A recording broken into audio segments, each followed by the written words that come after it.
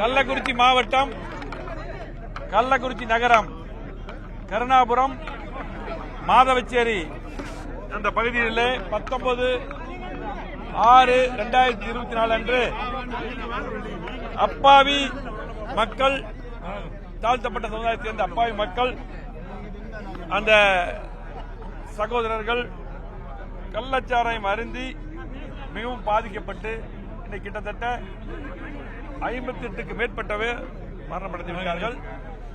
அதனை கண்டித்து திமுக அரசை கண்டித்து இன்றைக்கு சிபிஐ என்கொயரி வேண்டும் என்று எங்களது பொதுச் செயலாளர், முன்னாள் முதலமைச்சர், வருங்கால முதலமைச்சர் எடப்பாடியார் அவர்கள் சட்டமன்றத்திலே தொடர்ந்து குரல் கொடுத்தார்கள்.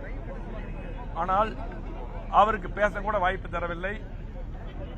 அதனால் ஊடகத்தின் மூலமாக சட்டமன்றத்தை புறக்கணித்து குரல் கொடுத்து அந்த அப்பாவி மக்களுக்கு நியாயம் கிடைக்க வேண்டும், உண்மை குற்றவாளிகளை உடனடியாக கைது செய்ய வேண்டும் என்று குரல் கொடுத்து முதலாக அந்த கள்ளக்குறிச்சி பகுதிக்கு, அந்த கருணாபுரம் மாதவச்சேரி பகுதிக்கு நேரடியாக சென்று ஆறுதல் கூறி சந்தித்தவர் எங்களது எதிர்க்கட்சி தலைவர், முன்னாள் முதலமைச்சர், வருங்கால முதலமைச்சர் எடப்பாடியார் அவர்கள்.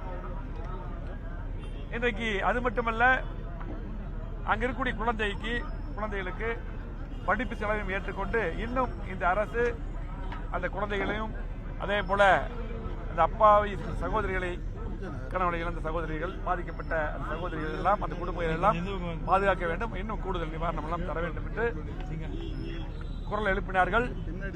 அது மட்டுமல்ல, நியாயமாக நடந்து கொண்டு உண்மை குற்றவாளிகளை கண்டுபிடிக்க வேண்டும், அதுக்கு சிபிஐ உத்தரவிட வேண்டும் என்று சொல்லி கிட்டத்தட்ட தொடர்ந்து சட்டமன்றத்தை குரல் கொடுத்து அவரை பேச அனுமதிக்காத காரணத்தினால், அது மட்டுமல்ல, சட்டமன்றத்திலிருந்து தூக்கி வெளியே வீசப்பட்டனர் அதிமுக சட்டமன்ற உறுப்பினர்கள். அதுக்கு பின்னால் ஊடகத்துக்கு முன்னால் பேசினார்கள்.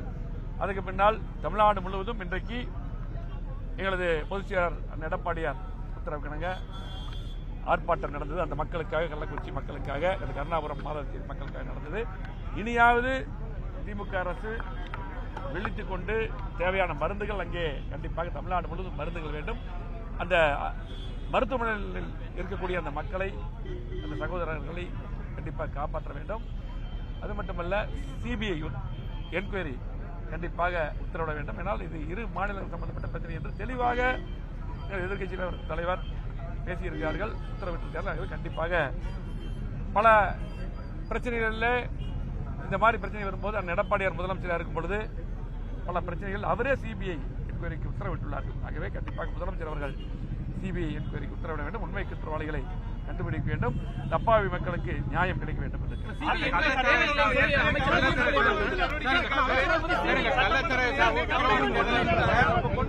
சட்டமன்ற உறுப்பினர் அருமை சகோதரர் செந்தில்குமார் அவர்கள் 2023 கள்ளச்சார விற்பனை அங்கே அதிகமாக இருக்கிறது, தடுக்க வேண்டும் என்று கவன ஈர்ப்பு தீர்மானம் கொடுத்திருக்கிறார்கள். அது மட்டுமல்ல, அந்த மாவட்ட கண்காணிப்பாளர்களுக்கு, காவல்துறைக்கு, கலெக்டருக்கெல்லாம் அவர்கள் நேரடியாகவும் கடிதம் மூலம் கொடுத்திருக்கிறார்கள். அப்ப கூட இந்த அரசு விழித்துக் கொள்ளவில்லை.